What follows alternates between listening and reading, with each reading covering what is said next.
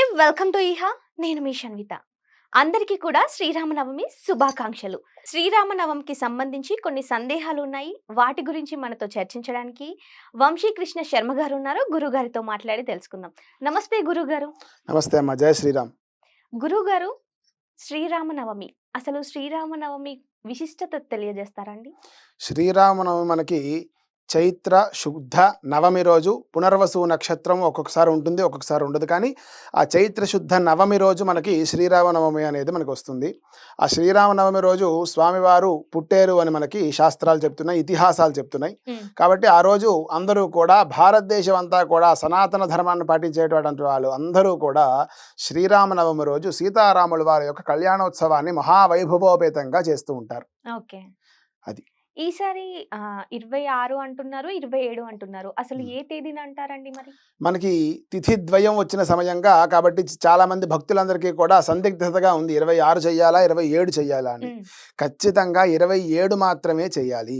Okay. కొంతమంది వైష్ణవ సాంప్రదాయం వాళ్ళు 26 కూడా చేస్తూ ఉంటారు. కానీ ఆ 26 కాకుండా 27 చేయడమే అనేది మనకి చాలా ప్రధానంగా వస్తుంది. ఎందుకంటే సూర్యోదయానికి 27వ తారీఖున సూర్యోదయానికి నవమి ఉంది. హ్మ్. 12:38 వరకు నవమి ఉంది. కాబట్టి ఆ రోజు మనం చేసుకోవచ్చు. శ్రీరామనవమి అనేది 27వ తారీఖున చేసుకోవడమే శుభంగా అనిపిస్తోంది. ఓకే అండి. గురువుగారు, కళ్యాణం చూడాలి అంటే అందరికీ సంతోషంగానే అవును. ఉంటుంది. సో, అందరూ కూడా వెళ్లి కళ్యాణం చూడాలి, దేవుళ్ళది కదా అనేసి చాలా మంది వెళ్తూ ఉంటారు.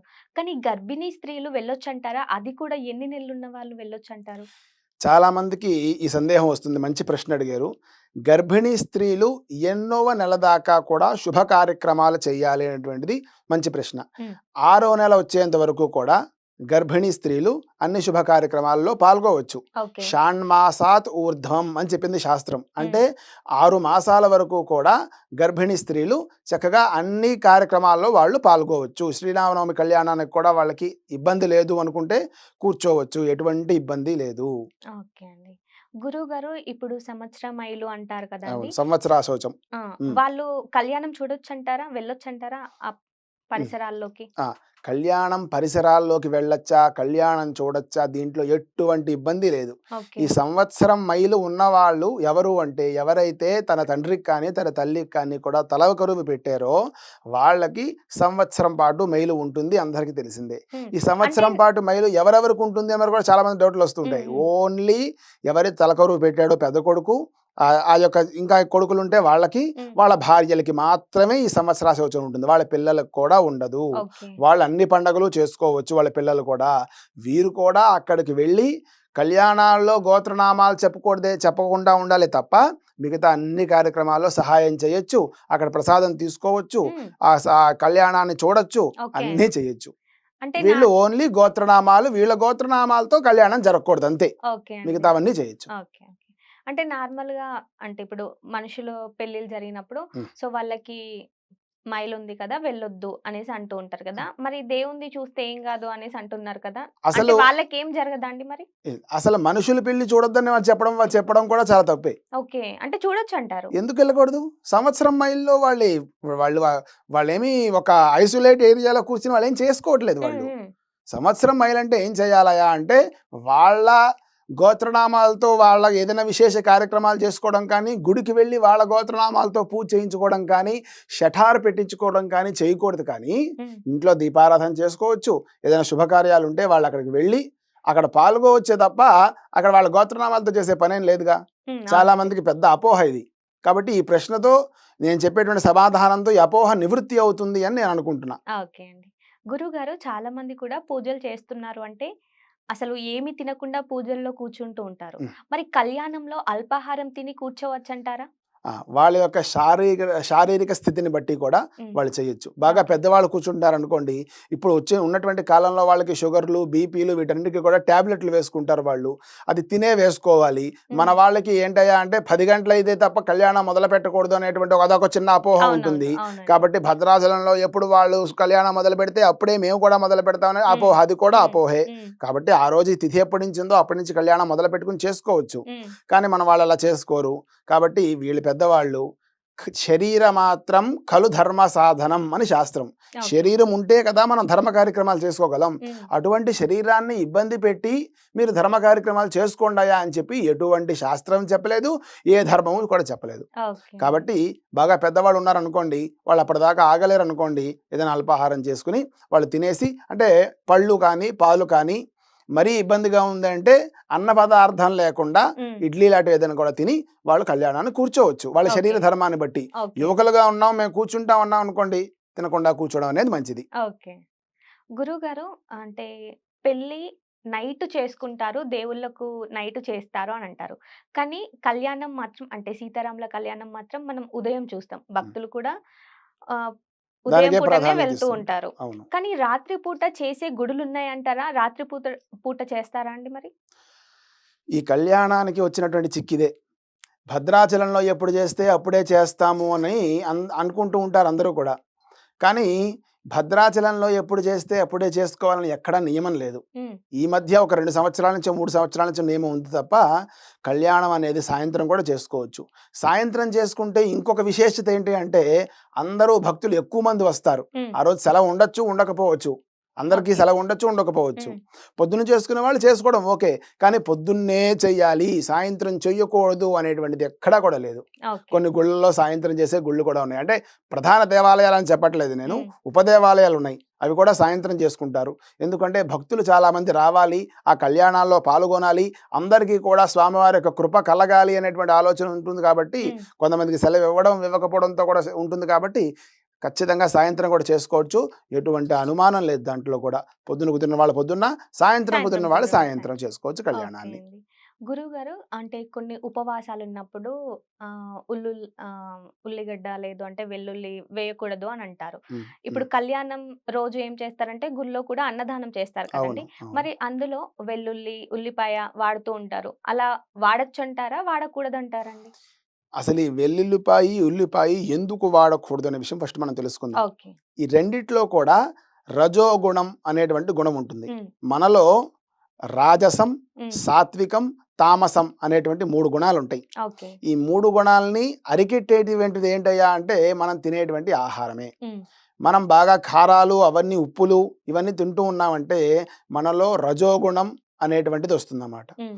ఈ ఉల్లిపాయలు, వెల్లుల్లిపాయలు, ములక్కాడ, గోంగూర ఇటువంటి కొన్ని పదార్థాలున్నాయి. హ్మ్. అవి తినడం వల్ల మనలో తమోగుణం, రజోగుణం అనేది పెరుగుతుంది. ఓకే. సాత్వికమైనటువంటి ఆహారం ఎటువంటి ఎక్కువగా కారాలు తినకుండా, ఎక్కువగా ఉప్పు వేసుకోకుండా, సమానంగా అన్నీ తింటూ, సాత్వికమైనటువంటి పదార్థాలు తింటూ ఉన్నామనుకోండి, హ్మ్. మనలో సాత్వికమైనటువంటి గుణం వస్తుంది. ఓకే. మనకి ఎక్కువ కోపంతో కానీ, ఎక్కువ కూడా మద మాత్సల్యాలు, కోరికలతో కానీ మన దేవుడి దగ్గరికి వెళ్ళి మనం ఏ కార్యక్రమం, ఏ పనులు చేయకూడదు కదా! హ్మ్. సాత్వికంగా ఉండాలి. దేవుడి దగ్గరికి వెళ్ళామంటే ఎట్లా ఉండాలి? ప్రశాంతంగా ఉండాలి. అవునండి. కాబట్టి ఇంకొక విషయం ఏంటయ్యా అంటే సాత్విక ఆహారాన్ని, తామసాహారాన్ని దేవుడికి నివేదన పెట్టంగా మనం. హ్మ్.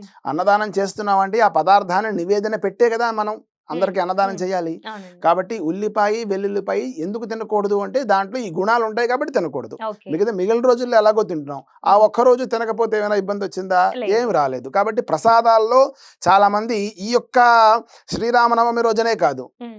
ఈ గణపతి నవరాత్రులు చేస్తూ ఉంటారు.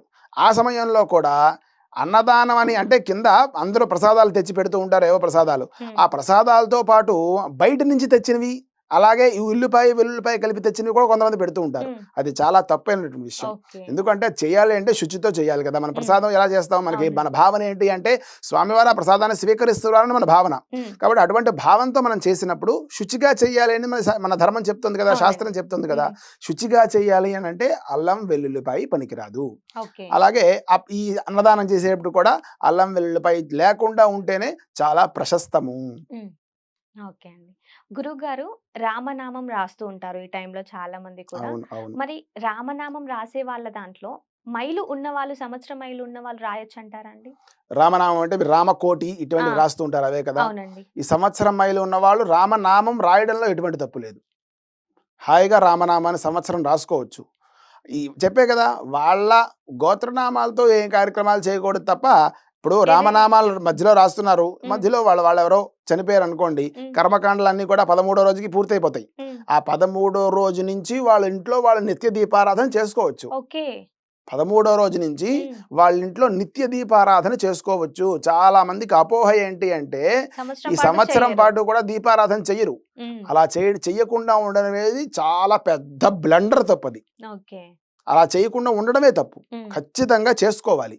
13వ రోజు నుంచి కూడా మీరు నిత్యము మీ ఇంట్లో ఏ దీపారాధన చేసుకుంటున్నారో, చాలామంది శివలింగాలు చిన్న చిన్న శివలింగాలు ఉమ్. పెట్టుకొని అభిషేకం కూడా నిత్యము చేసుకుంటూ ఉంటారు. ఎవరో మా ఇంట్లో చనిపోయారు కదా అని సంవత్సరం ఆపేస్తారు వాళ్ళు. ఉమ్. అట్లా చేయకూడదు.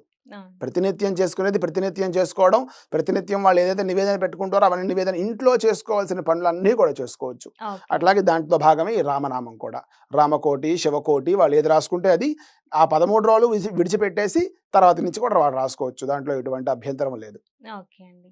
గురుగారు ఇప్పుడు కళ్యాణం చూడ్డానికి ఇంట్లో వాళ్ళందరూ వెళ్తారు. అవును. ఎక్కువగా దంపతులు కొన్ని కొన్ని ప్లేసెస్‌లలో మనం చూస్తాం. ఇంకా పనులకు వెళ్ళే వాళ్ళంటే హ్మ్. సో, భర్త పనికి వెళ్తే భార్య ఒక్కరే వెళ్తారు. అవును. అలా కూర్చోవచ్చంటారా అండి మరి కళ్యాణంలో? కళ్యాణంలో కూర్చోవడానికి దంపతులు కూర్చుంటారు. హ్మ్. కళ్యాణం చూడడానికి చూడ్డానికి ఎవరైనా ఒకళ్ళైనా వెళ్ళొచ్చు. అంటే ఓకే. ఎందుకు దంపతులే ఉండాలి అంటే అక్కడ రక్షాబంధనం అనే కార్యక్రమం ఉంటుందిగా. హ్మ్. అది భార్య భర్తకి, భర్త భార్యకే కట్టాలి కదా. హ్మ్. ఇంకోళ్ళ చేత కట్టించుకోవడానికి ఉండదు కదా. అవునండి. కాబట్టి కళ్యాణంలో ప్రధానంగా కూర్చునేటువంటి వాళ్ళు దంపతులే ఉండాలి. హ్మ్. చూడ్డానికి వెళ్ళిన వాళ్ళు ఎవరైనా వెళ్ళొచ్చు. ఒకళ్ళు కుదురుతుంది, ఒకళ్ళు కుదరకపోతుంది. అక్కడి నుంచి తలంబ్రాల అక్షతలు తీసుకొస్తారు, వేయించుకుంటారు. హ్మ్. అవన్నీ కూడా చేసుకోవచ్చు. ప్రధానంగా కళ్యాణాల్లో మేము కూర్చుందాం అనుకుంటున్నాము, కానీ నేను ఒక్కతానే ఉన్నాను, మా ఆయన ఏదో పనిలో ఉన్నారు అంటే హ్మ్. అట్లా మాత్రం కుదరదు. ఓకే. ఇద్దరు ఉంటే వాళ్ళు కూర్చుని చక్కగా కానీ దంపతులుగా కళ్యాణం అయితే చేసుకోవాలి. చూడొచ్చు. చూడొచ్చంటారు. ఓకే. దాంట్లో ఎటువంటి ఇబ్బంది లేదు. ఓకే అండి. గురుగారు ఇప్పుడు పెళ్లి కాని అమ్మాయిలు కానివ్వండి, అబ్బాయిలు హ్మ్. కానివ్వండి కళ్యాణానికి వెళ్ళినప్పుడు కొంతమంది అంటే కొన్ని ప్లేసెస్‌లలో చూసిందేంటంటే, అక్షంతలు పడితే మాకు పెళ్లయిపోతుంది. మాకిప్పుడే పెళ్లి చేసుకోవాలని లేదు అని అంటారు. హ్మ్. రియల్‌గానే ఆ అక్షంతలు తలపైన పడితే పెళ్లి కాని వాళ్ళకి పెళ్లవుతుందా అండి మరి? ఇది ఫస్ట్ ఎట్లా అంటే మనస్సులో వాళ్ళకి భావన ఉండాలి. హ్మ్. స్వామివారి కళ్యాణాక్షతలు మనం వేసుకున్నాము అంటే అది ఖచ్చితంగా కళ్యాణాక్షతలు వేసుకుంటే కళ్యాణం అవుతుంది. దాంట్లో ఎటువంటి ఇబ్బంది లేదు. ఓకే. కళ్యాణాక్షతలు మాకు పెళ్లి అవ్వాలని లేదు. హ్మ్. మాకు ఇంకోదేదో సంపాదించుకుందాం అనుకుంటున్నాం. తర్వాత మేము పెళ్లి చేసుకుంటాం. ఇప్పుడే మీరు అక్షతలు వేసేస్తే ఇప్పుడే మాకు పెళ్లి అయిపోతుంది అంటే అది శుద్ధ అపోహ. Myth okay. అంటారు దాన్ని. ఇంగ్లీష్‌లో మిత్ అంటారు కదా. ఆ! అది పెద్ద మిత్ అనమాట. ఆ! ఓకే. ఒకళ్ళు ఇలాగే ఏం చేశారు అంటే ఒక కథ చెప్తాను. చిన్న కథ. హ్మ్. ఒకటిలాగా ఏం చేశారయ్యా అంటే ఎవరో వెళ్ళి శీఘ్రమేవ సుపుత్ర ప్రాప్తిరస్తు, శీఘ్రమేవ కళ్యాణ ప్రాప్తిరస్తు. హ్మ్. సుపుత్ర కాదు. శీఘ్రమేవ కళ్యాణ కళ్యాణ ప్రాప్తిరస్తు అని చెప్పి ఒక అమ్మాయిని దీవిస్తే వాళ్ళ నాన్న ఏమన్నారు అంటే, "అయ్యయ్యో! ఇప్పుడే కాదండి చదువుకుంటుంది మా అమ్మాయి. ఇప్పుడే కాదు కళ్యాణం నిదానంగా చేసుకుందాం" హ్మ్. అని అన్నాడాయన. ఓకే. అలా అన్న ఆయనకి తన కూతురికి 38 సంవత్సరాలు ఇప్పటిదాకా పెళ్లి కాల. మరి దీన్ని ఓకే. బట్టి ఏంటి మనం అనుకోవాలి? కళ్యాణం శీఘ్రమేవ అంటే రేపు అయిపోతుందనా? లేదు. లేదు. ఆ గంట తర్వాత అయిపోతుందనా?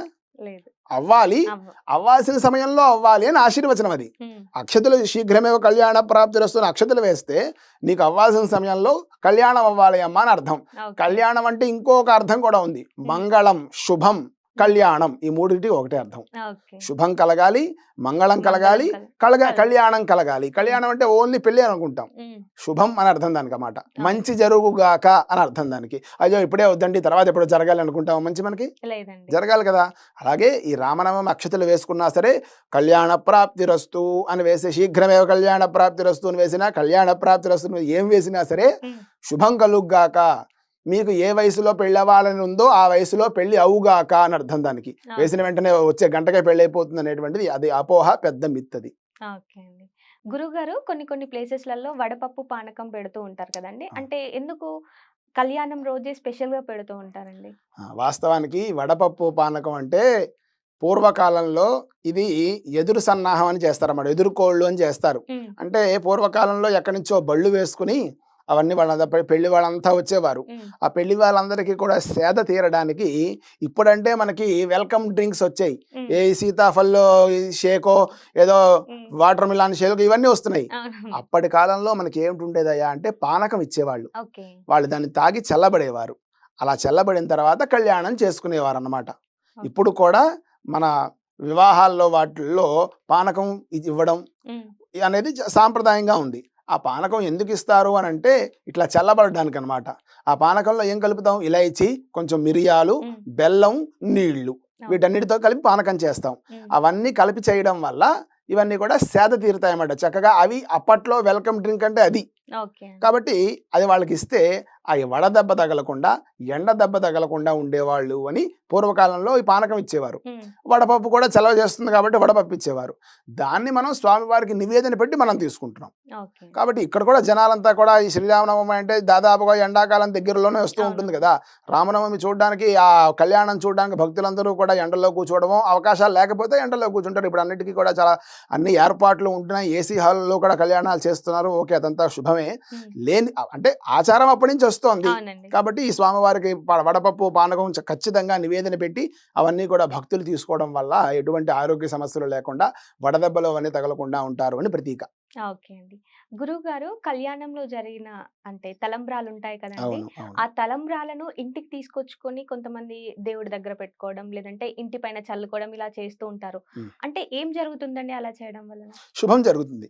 ఇప్పుడు ఓకే. స్వామివారి దగ్గర ఏదైనా కళ్యాణం అక్షతలు తీసుకున్నాం అనుకోండి, తీసుకొని ఇంటి దగ్గర పెట్టుకొని ఏదైనా వాళ్ళకి సంబంధించిన వివాహం దగ్గరలో ఉందనుకోండి, ఈ హ్మ్. కళ్యాణాలు తీసి ఆ తలంబ్రాల్లో కలిపి ఓకే. అవన్నీ వాళ్ళిద్దరూ అవి వేసుకోవడం వల్ల వాళ్ళిద్దరికీ కూడా శుభం చేకూరుతుంది అని కొంతమంది నమ్మకం. హ్మ్. అలాగే ఇంట్లో పెట్టుకోవడం వల్ల ప్రతినిత్యము కూడా వాళ్ళు ఏదైనా పెద్ద కార్యక్రమానికి వాళ్ళు ఖచ్చితంగా ఈ కార్యక్రమం మనకి జరిగి తీరాల్సిందే, హ్మ్. లేదంటే ఈ పని మనకు అవ్వాల్సిందే ఖచ్చితంగా అనేటువంటి ఖచ్చితమైన పనులుంటాయిగా. వాళ్ళకి వెళుతున్నప్పుడు ఈ అక్షతలు తీసుకొని శిరస్సు మీద వేసుకోవడం వల్ల రాముడు వాళ్ళకి తోడుగా ఉన్నాడు అని ఒక ధైర్యం, నమ్మకం ఉంటుంది. ఆ పనులన్నీ కూడా దిగ్విజయంగా జరుగుతాయి. ఓకే. కాబట్టి తెచ్చుకొని ఇంట్లో పెట్టుకోవచ్చు. ప్రధాన కార్యక్రమాలకు వెళ్తున్నప్పుడు వేసుకోవచ్చు. నిత్యము వేసుకోవచ్చు. మళ్ళీ హ్మ్. ప్రధాన కార్యక్రమాలకే వేసుకోవాలా? నిత్యం వేసుకోకూడదనే డౌట్ కూడా వస్తుంటది. అవునవును. నిత్యం వేసుకోవచ్చు దాన్ని. ఓకే. మరి నిత్యం తల మీద అక్షతలు వేసుకొని వెళ్తే వీడు ఎక్కడో పూజ చేసుకొని వస్తాడనే ఆ సందేహాలు కలియుగం కదా! అవును. ఏం చెప్పలేం మనం. కాబట్టి అటువంటి సందేహాలు వస్తూ ఉంటాయి కాబట్టి ప్రధాన కార్యక్రమాలకు వెళ్లి వేసుకోవడం వల్ల వాళ్ళకి శుభం కలుగుతుంది. రాముడు మీకు తోడుగా ఉంటాడనేటువంటి ధైర్యం, నమ్మకం వాళ్ళకుంటుంది. ఓకే అండి. తీసుకొని చక్కగా వెళ్లి వేసుకోవచ్చు. ఇంట్లో పెట్టుకోవచ్చు. 2, 3 నెలల్లో పెళ్లి ఉంది అనంటే తీసుకొని వెళ్లారు. ఓకే. బానే ఉంది. కానీ ఒక 10 నెలలు గ్యాప్ ఉందనుకోండి. ఎప్పుడైనా సరే. ఎప్పుడైనా సరే. కళ్యాణం కళ్యాణమేగా. ఓకే. కళ్యాణాక్షతలు కళ్యాణాక్షతలే. చాలామంది భద్రాచలం వెళ్ళని సమయంలో ఆ భద్రాచలం నుంచి వచ్చినటువంటి కళ్యాణాలని జాగ్రత్తగా హ్మ్. బీరువాలో దాచిపెట్టుకొని, వాళ్ళ దగ్గరలో ఎప్పుడో 10 సంవత్సరంలో పెళ్ళున్నా సరే, హ్మ్. ఏమైంది దాంట్లో? సంవత్సరంలో పెళ్ళున్నా సరే, బీరువాలో జాగ్రత్తగా పెట్టుకొని, స్వామి మాకే ఇస్తూ ఉంటారు. మేమే పెళ్ళిళ్ళు చేస్తూ ఉంటాం గదా! హ్మ్. ఇదిగో భద్రాచలం నుంచి తెచ్చాను స్వామి అక్షతలు వాళ్ళ తలంబ్రాల్లో కలపండి అని చెప్పి మేమే కలుపుతూ ఉంటాం దాంట్లో. ఓకే. కలిపి వాళ్ళిద్దరూ తలంబ్రాలు పోసుకుంటారు. వాళ్ళ జీవితాలు చక్కగా ఉంటాయి. పిల్లా పాపలతో హ్మ్. చక్కగా ఉంటారు వాళ్ళు. ఎటువంటి అభ్యంతరం లేదు. ఎటువంటి సందేహం లేదు దాంట్లో. ఓకే అండి. కళ్యాణం గురించి సందేహాలు చాలా చక్కగా వివరించారు. ధన్యవాదాలు గురుగారు. జై శ్రీరామమ్మ. సో, చూసారు కదా! చాలా మందికి అసలు కళ్యాణం గురించి కొన్ని తెలిసి చేస్తారు, కొన్ని తెలియక చేస్తారు. ఇప్పుడైతే మీకు సందేహాలకు సమాధానం దొరికింది అనుకుంటున్నాను. మరొకసారి మీ అందరికీ కూడా శ్రీరామనవమి శుభాకాంక్షలు.